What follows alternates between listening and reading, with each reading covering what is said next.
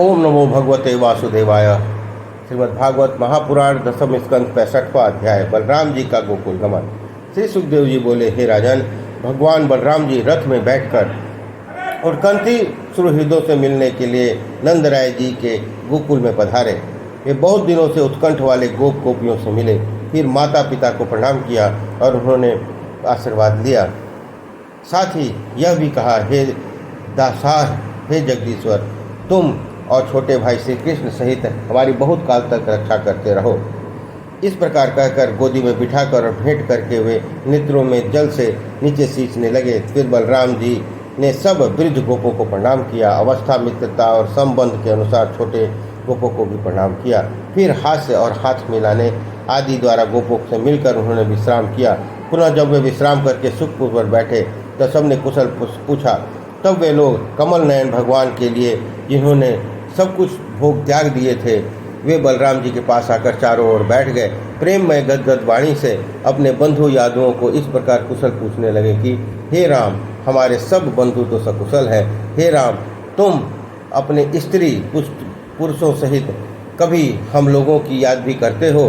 पापी कंस मारा गया, यह बहुत अच्छा हुआ। हमारे सुहृदजन बंदी गृह से छूट गए, यह भी बहुत अच्छा हुआ। शत्रु को मारकर तुम द्वारकापुरी में गढ़ बनाकर रहने लगे, यह भी बहुत अच्छा हुआ। फिर बलराम जी के दर्शनों से प्रसन्न होकर गोपियों ने हंसकर पूछा कि पूर्व की स्त्रियों को प्यार करने वाले श्री कृष्ण तो सुखी हैं। वे कृष्ण कभी अपने बंधुओं माता पिता को याद करते हैं? क्या वे अपनी माता को दर्शनों के लिए एक बार भी यहाँ पधारेंगे? क्या वे विशाल बाहु कभी हमारी सेवा को भी याद करते हैं? हे दासार, हे प्रभु, इनके लिए हमारे दुस्तेजय माता पिता, भाई, पुत्र, बहन, स्वजनों को त्याग दिया है। ऐसी हम गोपियों को छोड़कर वे तत्काल ही चले गए, हमसे स्नेह तोड़ दिया। उनके वैसे मनहरण वचनों पर किस स्त्री को विश्वास न होगा। हमको आश्चर्य होता है कि कृतज्ञ और अनस्थिर चित्त वाले श्री कृष्ण के वचनों को द्वारका की चतुर स्त्रियाँ कैसे स्वीकार करती होंगी।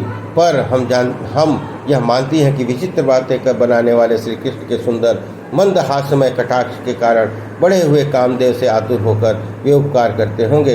दूसरी गोपियों ने कहा, हे गोपियों, हमको उनकी बातों का क्या प्रयोजन है? कुछ और बातें करो। यदि हमारा समय उनके बिना कट रहा है तो उनका समय भी हमारे बिना कटता है।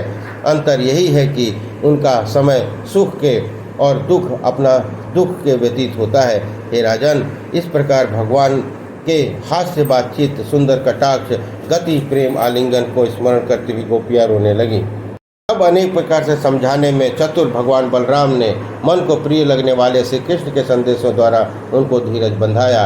उस ब्रज में भगवान बालराम जी रात्रियों में गोपियों के आनंद देते हुए चैत्र वैशाख 2 महीने तक रहे और पूर्णिमा की चंद्र किरणों से समुज्ज्वल वायु के सेवित यमुना जी के उपवन में उन्होंने स्त्री वृंद के साथ लेकर भ्रमण किया। कुमुदिनी की सुगंधित उस समय वरुण की भेजी हुई वारुणी नामक मंदिरा वृक्ष के खोतों से गिरकर अपनी सुगंधि से समस्त वन को सुगंधित करने लगी। वायु द्वारा प्राप्त उस वारुणी की धारा की सुगंध को सूंघकर बलदेव जी स्त्रियों के साथ लेकर वहां आ गए और उनके साथ उन्होंने मदिरा पान किया।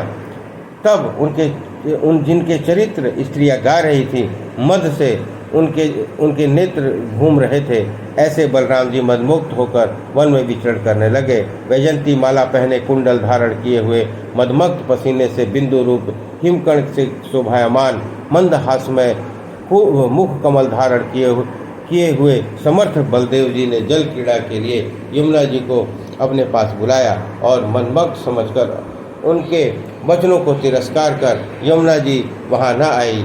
तब भगवान ने उनको हल के अग्रभाग से खींचा और कहा, हे पापिनी, मैंने तुझे बुलाया, तू मेरा निरादर करके मेरे पास न आई, इसलिए मैं तुझ स्वतंत्र चलने वाली के हल के अग्रभाग द्वारा सैकड़ों खंड कर दूंगा।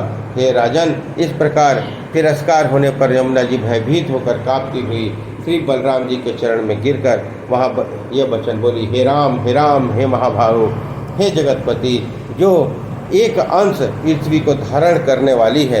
यमुना जी बोली, हे राम, हे राम, हे महाभाव, हे जगतपति, जो यह अंश से पृथ्वी को धारण करने वाले हैं, मैं आपके पराक्रम को नहीं जानती। हे विश्वात्मा भक्त वत्सल, मैं आपके परम प्रभाव को नहीं जानती, पर अनुसरण में आई हूँ, इसलिए आप मुझे छोड़ने के योग्य हैं। जब यमुना जी ने इस प्रकार प्रार्थना की, तब भगवान बलदेव जी ने उन्हें छोड़ दिया। हथनियों सहित गजराज के भांति उन गोपियों के साथ जल में प्रवेश किया। जब वह भली प्रकार जल क्रीड़ा करके बाहर निकले, तब लक्ष्मी जी ने उनको 2 नील वस्त्र दिए, अमूल्य आभूषण और श्रेष्ठ माला दी। श्री बलराम जी नीलांबर पहनकर स्वर्ण की माला धारण करके चंदन लगाए सुंदर श्रृंगार कर किए हुए ऐरावत समान शोभा दे रहे थे। हे राजन, बलदेव जी ने यमुना को खींचा था, इसलिए उस जगह पर आज भी उनके पराक्रम की सूचना देती हुई वहीं ही विद्यमान है। तब जिनका चित्त गोपियों के विलासों ने हरण हो चुका है, उन बलदेव जी को इस प्रकार क्रीड़ा करते करते समस्त रातों एक रात की भांति बीत गई। इस प्रकार 65वां अध्याय संपन्न हुआ। बोलिए कृष्ण भगवान की जय।